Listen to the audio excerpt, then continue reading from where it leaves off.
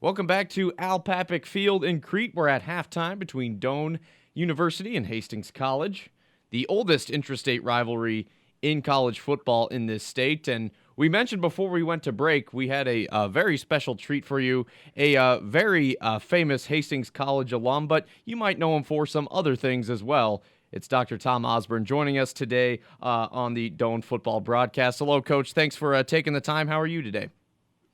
Very good, Tommy. Yeah, thank you. We appreciate you joining us here today. So, reason I chose to talk to you is because, well, you are a Hastings native and an alum of Hastings College, and certainly you had some memories of playing Doane throughout your college career. So, I guess we'll just kind of start off by asking you, Doane and Hastings, they've met every year basically since 1901, and this is a rivalry that's as old as any in the state of Nebraska at any level of sport. When you think of Doane and your playing years, I guess what kind of memories does that spark?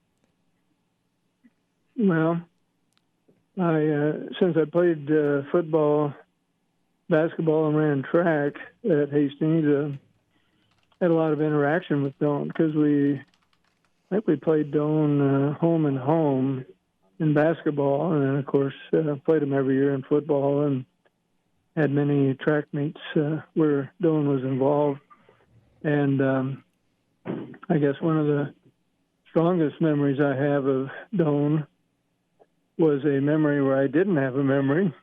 That was I think I might have been a junior or senior and played at Doane, and very close game. I think it was maybe ended up 7-0, and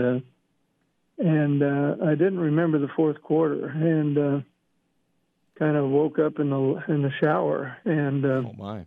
had played the whole fourth quarter and apparently did okay. I was calling plays and everything, but I had gotten hit in the jaw and apparently was kind of out on my feet. And but we had a lot of close games with Doane, and I remember in my freshman year, I think a guy named Michael Lehl, Lehl, was their quarterback, and I remember Mike broke his leg, and I remember feeling bad for Mike, and but more than anything, I remember the coaches. Al Papick was the coach at Doane, and my coach was a guy named Tom McLaughlin, and in those years, the coach did it all. I mean, they recruited, they made out the schedule, they marked the football field, and they usually coached basketball and track, and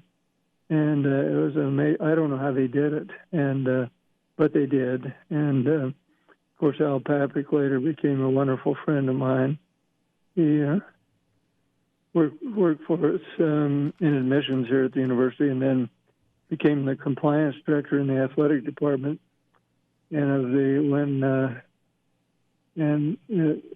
we had an opening in athletic directorship, I think we had 23 sports, and 22 of the 23 coaches voted to have Al become the AD. And Graham Spanier went another direction at that time, but Al was just a wonderful person, and so a lot of good memories of those things.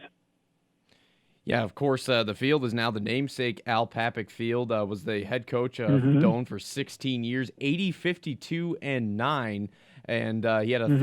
38-game unbeaten streak from 1966 to 69. Of course, also served as the head track coach, AD, and admissions director during his time at Doane. And then, like you, also went to work for the University of Nebraska-Lincoln up until his Mm-hmm. recent retirement. Speaking with Coach Tom Osborne, Hastings College alum today at halftime between Doane and Hastings. Well, you're somebody who played for Hastings, as we mentioned, and we see dozens and dozens of student athletes across many sports get opportunities with colleges like Doane or Concordia or Hastings College or Chadron State, Peru State, you name it, Wayne State as well. A lot of these smaller schools that are below the Division I level exist in Nebraska and give so many high school athletes in the state and beyond an opportunity to advance their playing career and to continue their playing career. I guess, I mean, you lived that as a student athlete yourself. I mean, what can you say about the importance of those smaller schools like NAIA or D3 or D2? What can you speak about to the importance that the role that they play for student athletes and giving them opportunities? Well, actually, the reason I went to Hastings, I was offered a football scholarship at the University of Nebraska and also a basketball scholarship at the University of Nebraska and some other major colleges. And but I wanted to play both. And the football coach at that time told me that I'd have to play football, couldn't play basketball. And the basketball coach told me the same thing. I had to play basketball, couldn't play football. And I wanted to play both, and the university wasn't doing particularly well at that time. And so I went to Hastings, and I had a good experience because the teachers at a place like Hastings and Doane and Concordia and on are there primarily to teach. They're not there to publish. They're not there to do research, and you don't end up with sometimes very large classes. And I certainly admire classes and education at the University of Nebraska, but I also feel that the smaller colleges fill a very important niche as well. And they give you certainly an opportunity to do more competition. And so I always felt that the more competitive situations I was in, and, football, basketball, track, that the better prepared you were to compete in all kinds of other endeavors. And so my experience there was good. And I've had children and grandchildren that have gone to small colleges and larger colleges, and they're all different, and they all serve a function. Yeah, and your father and grandfather also attended Hastings College. You graduated from there in 1959, named Nebraska High School Athlete of the Year 4 years prior to that, and then you were also named Athlete of the Year at the college level in 1959 by the Omaha World Herald. Let's shift gears away from sports just momentarily. A little over a month ago, News Channel Nebraska, we did a story on your teammates mentoring program and a new membership incentive this fall, the Back to School Challenge, which is an annual incentive that you guys do, but it was a new twist this year. You have a contest in which new mentors and mentors that nominate new mentors were put in a drawing for a giveaway, a 4-day trip of their choice in the continental U.S., courtesy of Travel and Transport. Now, that's any new mentor from the 1st of August through November 30th are put in this drawing, and, of course, the drawing will happen in early December. I guess what's the update on that incentive, and how has that kind of spurred membership in teammates? Well, we've had a lot more people who have applied to become mentors, and that's been the objective, obviously. And so our goal is to try to hit 12,000 matches by 2020. And currently we've been over 9,000 matches this past year. So we have to redouble our efforts. And so we're in 165 school districts, and currently operating in 5 states, including South Dakota, where we're just starting, Wyoming, Kansas, where we're just starting, and then fairly heavily into Iowa. But, of course, blanketing Nebraska, probably 95% of our matches are in Nebraska. And so we feel very good about where we are, but want to continue to grow and expand and consolidate the state of Nebraska, certainly. Yeah, I know your goal was to attract up to 1,000 new members by the end of the year, and in 27 years, Teammates has helped over 35,000 youth, and this year alone, Teammates has been able to award 159 scholarships worth $3.7 million. So yeah, the Back to School Challenge, any new mentor, that is any person that becomes a new mentor through November 30th, or any person that nominates someone to become a mentor, is put in the drawing for a 4-day trip in the continental U.S. Courtesy of Travel and Transport. There is a second and third prize. Second prize is $500 put toward airline tickets for a trip anywhere in the continental U.S. And third prize is dinner with you and your lovely wife, Nancy. Third place prize is dinner for 4 people with Tom and Nancy Osborne. Well, Coach, we'll get you out of here here on this, I would be a bit remiss if I didn't mention the big game going on in Madison tonight. Nebraska and Wisconsin doing battle under the lights at 6:30. Now, when you hear Nebraska-Wisconsin night game, you would think possibly close game. Vegas doesn't really see it that way. Wisconsin is admittedly the heavy favorite going in, but you had preached in the offseason many times that people need to exercise patience, give Scott Frost some time to get this thing correct. Obviously, no one was thinking 0-4, but I think everyone in Husker Nation still has Scott Frost back, and they're still willing to wait this out and give him time to correct it. I guess through watching the first 4 games, what are your thoughts on just still Scott's process and him getting this thing turned around? Well, I think, first of all, Scott has had some unbelievably unfortunate circumstances going back to the rain out and cancellation of the first game, which probably we would have won and gotten some experience. And then going into Colorado, where they had a 4-year starter quarterback, and we're starting a freshman quarterback who didn't even play his senior year of high school and hadn't played for 2 years. And so we went -3 in turnovers, and I think with a little more experience, we might have won the Colorado game.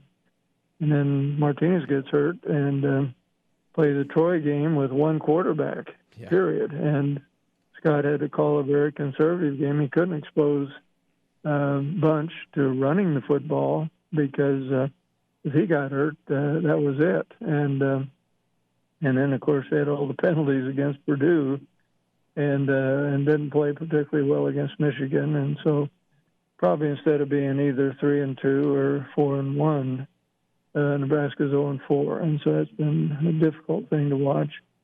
They have had a good week of practice, and I know that they are getting some things in terms of culture, in terms of attitude, in terms of commitment squared away. And so I think it'll be closer maybe than what people are thinking. And so we'll find out. That's why you play the games.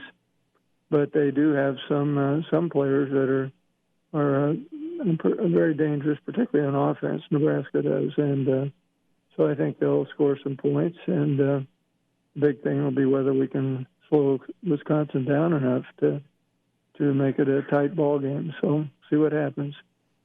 Right. And my final question, you mentioned culture. I've heard that word thrown around a lot in the last couple of weeks regarding Husker football and the culture change or culture flip that they are trying to pull off. And I know John Cook recently spoke to Tom Chattel of the World Herald about, flipping a culture and getting a winning culture. You inherited that from Bob Devaney, but I mean, you've, been in coaching long enough to know, how long it takes to change a culture and to get things turned around. I mean, how difficult is that to, inherit what Scott did and make it a winning culture and completely transform it into his program and his team? Mm-hmm.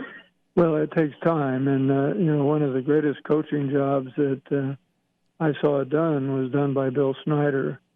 And he inherited a program that had been losing badly for year after year after year. And it took Bill about 5 years before they began to turn the corner. I remember Bill McCartney at Colorado also inherited a team that had not had much success.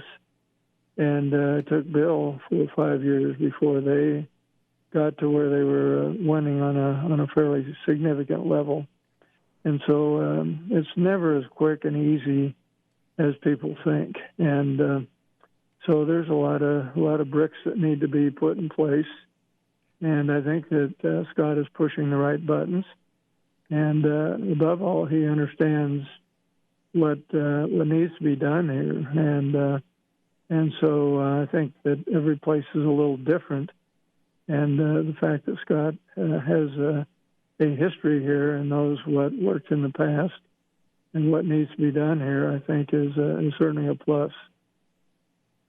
Yeah, absolutely. You talk about Kansas State. That's a program that suffered a lot of losing. They didn't reach a bowl game until 1993 when Bill Snyder was able to take over in 1989. And even then, it was tough. That was Snyder took over a program that had gone 27 consecutive games without a victory. And yeah, the number of winning seasons and the number of top 25 finishes he strung together in Manhattan is certainly remarkable. And yeah, that's a good comparison. A program and kind of like Nebraska with maybe geographical disadvantages and someone that a program that maybe a lot of people didn't think could be a winner. And yeah, Bill Snyder took many years, but he certainly got that program turned around. And Husker Nation, of course, is faithful that Scott Frost will soon do the same. Nebraska, Wisconsin at 6:30. But coming up next here on Old Red 99.5, it's the second half of Doane and Hastings. And he is Dr. Tom Osborne, former Husker head coach, co-founder of Teammates, and so many other things. Hastings College alum, playing quarterback there and graduating from Hastings in 1959. Also a basketball star for the Hastings Broncos as well. Coach, we really, really appreciate the time. Thank you for joining us. And enjoy the game tonight, and we'll talk to you down the line. Okay, Tommy. Thanks for calling.